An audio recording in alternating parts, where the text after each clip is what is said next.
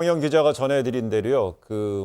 서울시에서도 밝힌 듯이 신천지 측이 제공한 시설과 실제 어떤 시설의 어떤 차이점이 있다고 그러는데, 특히나 이 이만희 총회장 직속에 그 위장된 교회 수십 곳이 좀 누락됐다는 의혹도 제기되고 있죠. 네, 한 언론사가 신천지 위장교회 명단 원본을 내부자로부터 입수했다고 얘기를 하는데, 위장교회라는 거는 뭐냐면은 그냥 일반적인 신천지의 어떤 그런 교회랑 구별되게 뭔가 일반 교회에 가는 것처럼 해가지고는 데려와서 포섭하는 중간 단계거나 아니면은 탈퇴하려는 신도를 붙잡는 목적에 주로 이렇게 사용이 되고, 이런 63곳의 위장교회 2018년 12월 기준입니다. 네. 이런 위장교회는 모두 이만희 교주가 직접 관리를 한다 그래요. 그런데 얼마 전에 신천지 측에서 전국의 1,100개 시설의 명단을 공개하면서 방역을 완료했다고 주장을 했는데, 그 명단과 이번에 이 언론사가 입수한 이 명단과 비교를 해보니까는 위장교회가 25곳 정도 누락돼 있다는 겁니다.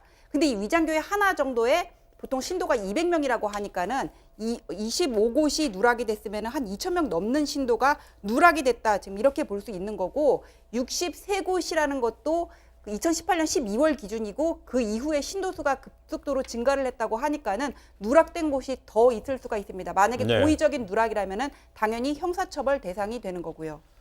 네, 이 정부가 그 신천지의 어떤 행정조사를 통해서 이제 확보한 명단과 이 예배 출석 내역을 검찰과 함께 지금 분석하고 있는데요.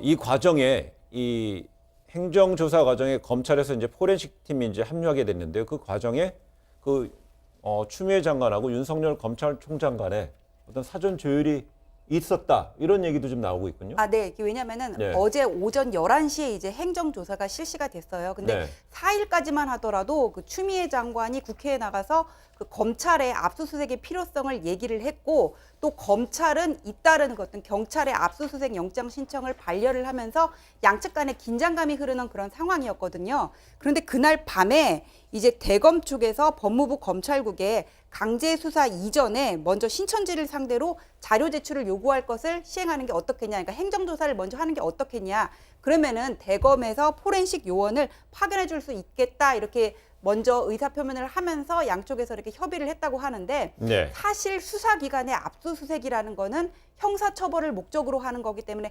제한적이고 어떤 밀행성의 원칙에 따라 비공개적으로 할 수밖에 없습니다. 네. 그런데 행정조사 같은 경우에는 좀 더 광범위하게 여러 기관과의 협조를 통해서 또 강제조사까지도 이루어질 수가 있기 때문에 네. 사실 이 부분은 처음부터 행정조사로 갔어야 되는 게 옳은 네. 거죠.